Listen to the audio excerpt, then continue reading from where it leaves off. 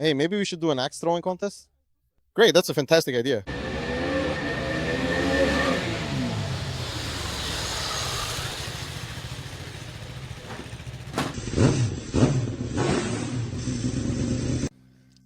Hi, it's me, Andrej, and this is the KTM RC 390. I'm not really sure what makes me happier. Whether it's that KTM made a new RC 390 or that KTM is so crazy that only at the presentations of these bikes we journalists have complete freedom. Of course, everything is within the bounds of safety, but if the opportunity arises, we really can do whatever we want. So today, when it turned out that Rock Bago, our official KTM stunter, was on site, I said to Ryan, hey, maybe we should do an axe throwing contest? Great, that's a fantastic idea. And off we went.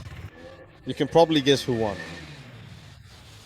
But I won not just because, well, I won, but also because the motorcycle wanted to do those things. Because it's like this, hold on, let me wait for it to pass. And that was the racing version, which I'll talk about in a moment. It's not like I get on every motorcycle and absolutely have to do stoppies and ride on the rear wheel at all costs. But if the motorcycle wants to do it, well, then I do too. Then I'm ready, I'm up for it. And the RC 390 is just a rocket. There's no denying it. Let's wait for the next racing bike to pass. There's no hiding the fact that I'm a big fan of 300cc and 400cc bikes. This is a really cool segment that serves as a bridge between small and large motorcycles. And because these bikes are getting better and better, more and more people aren't even looking in either direction, whether from the small bikes or the big ones. Let's be honest, on the racing tracks we have in Poland, we're seeing more and more R3S, Ninjas and so on. But why don't we see any KTMs? Exactly. And between the lines, one of the KTM representatives actually said that they had to refresh this model because it simply stopped selling, it stopped being attractive. And it seems that what I wrote a few years ago might actually be reflected in where this motorcycle stands today. Because this machine, I always wrote that the chassis and everything about it is almost too sporty, a bit too stiff. Yes. I always pointed out that this chassis could handle a much bigger engine, much more power. So what did KTM do? They made the frame a bit more flexible, softened the suspension a little, but the suspension is also better because now we have full adjustability. This is a open cartridge type suspension, which I don't fully understand what it means, but I'll find out tonight at dinner because I'll just sit down with the guy from WP and then write about it in the magazine. But here we have 30 clicks of rebound adjustment, 30 clicks of compression adjustment. And that's actually a lot because even on my sport bike, I think I only had about 20 something clicks. So the base suspension setting is quite soft. I was surprised because today we were riding on the street. The area around here, around Modena, is quite bumpy. I'm riding and thinking, wow, this motorcycle is pleasantly soft. It absorbed all those bumps, but it didn't wobble. It stabilized quickly. It's just so enjoyable. But I was worried that once we got on the track, this motorcycle will be too soft for what it promises.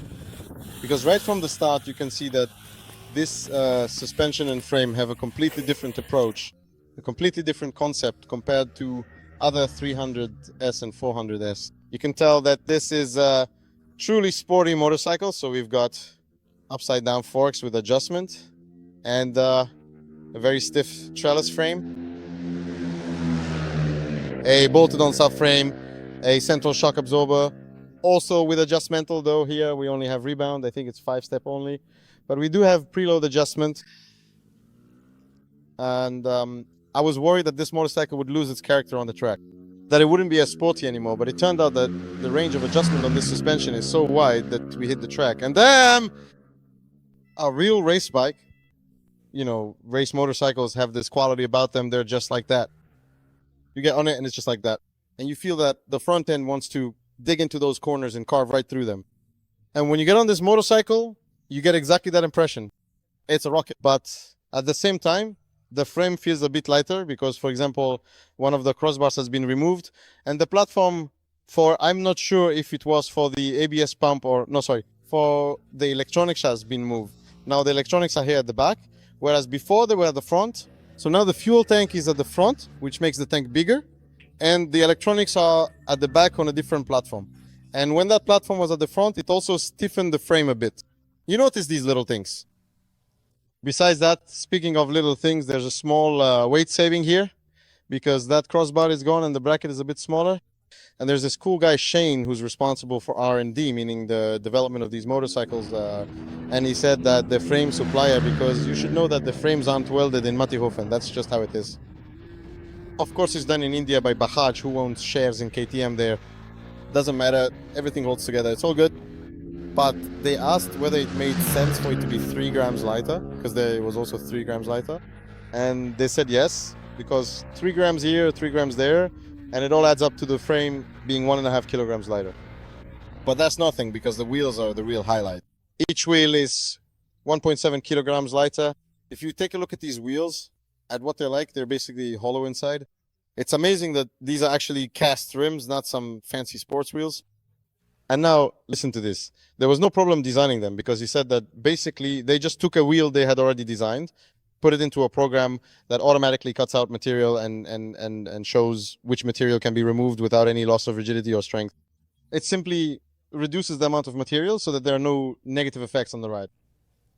But then they gave this wheel to the wheel supplier who would be making it, and he said, hey, listen, this is going to be really complicated to produce.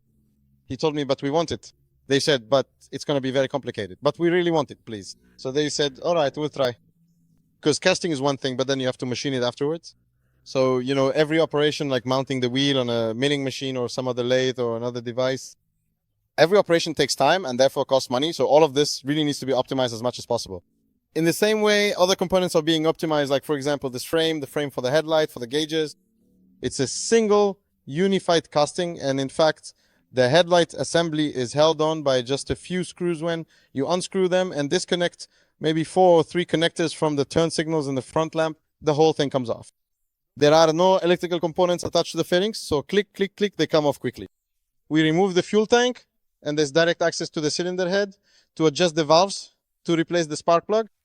You no longer have to take the whole motorcycle apart just to service it. I kind of had this thought that maybe it's a sign that it needs to be serviced often. Listen, this is a question for you. If anyone watching is an owner of a KTM 390, RC 390, or anything with a 390 engine, let me know what the maintenance is like. Does anything break or does it not break? Do you have problems or do you not have any problems? I'm really curious. That doesn't change the fact that now this motorcycle is easier to service, which should translate into faster maintenance at service centers. And mechanics should also be happier, because the guy said they asked mechanics who had worked on the 390S for a long time what annoys you. And they say, well, what annoys me is that every time I have to disconnect this wiring harness here just to get access at all. All right, so we'll change that. And you see at the same time, the fuel tank is bigger, and here it's really narrow, which is nice. They even say that this is all inspired by MotoGP and so on, but overall, the ergonomics on this motorcycle are just fantastic for me. When you look at it, it seems quite big, but sitting here, the handlebar, the distance from the handlebar to the seat is very, very compact, yet still comfortable. You can adjust the handlebar, move it around. It's not integrated anyway, so you can raise it a bit or lower it a bit, which is really nice. The engine hasn't undergone major changes because there was really no need. It has maybe 2 more Newton meters of torque, but the power remains at the same level because there are also regulations.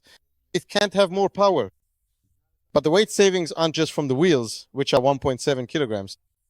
It's not just the frame, but also, for example, the brake discs.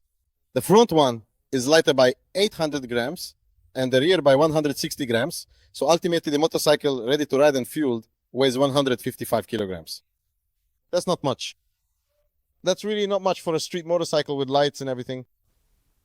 But what's much more important is that the low weight of these unsprung components makes it ride just fantastic.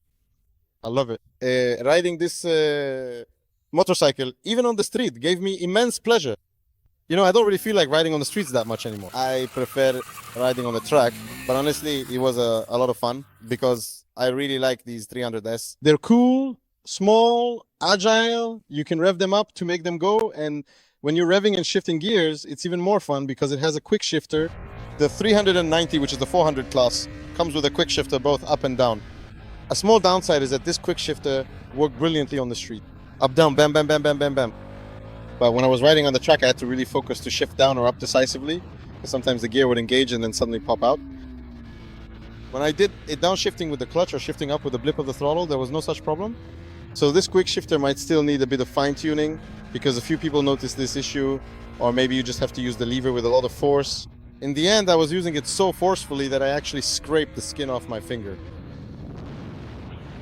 that doesn't change the fact that I had an amazing time riding this motorcycle on the track. Even on these road tires, some kind of Continental country road, it was fast enough, more than fast enough. It was extremely hot. The tires were overheating, but then the guys gave us a special motorcycle racing version with racing tires, racing fairings, a different exhaust system, blah, blah, blah, and different brake components with the ABS removed. And, oh wow, that's it.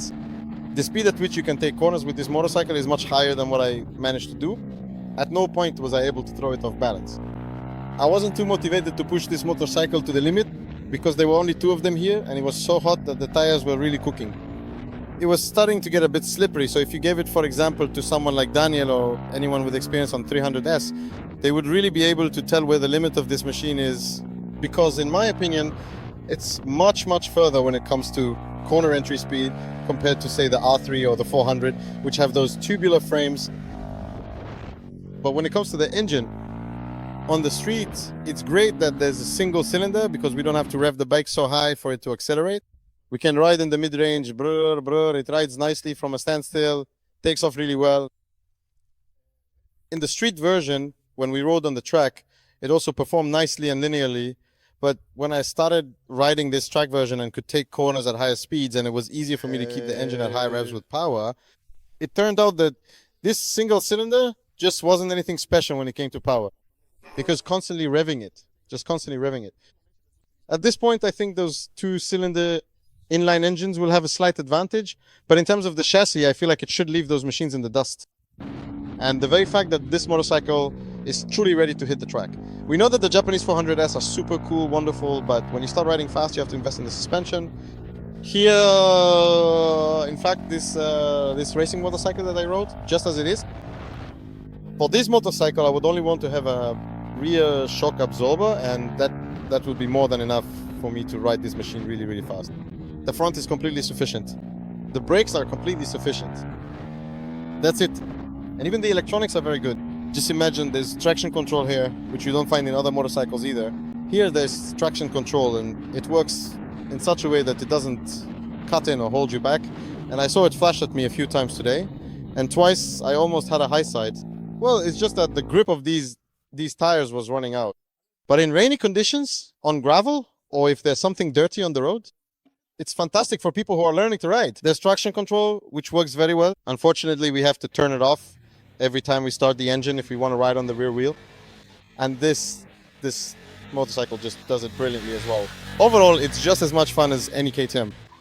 There you go. So today, Rock and I really had a truly wonderful and incredibly great time together, enjoying every moment. I hope we'll do it again. Any more downsides? I don't remember. Maybe I'll remember, take some notes and write about it in the magazine. I don't know. The price hasn't been announced yet, unfortunately, but it has to be under 300,000 zloty, so I think it'll be fine. Really very, very good impressions.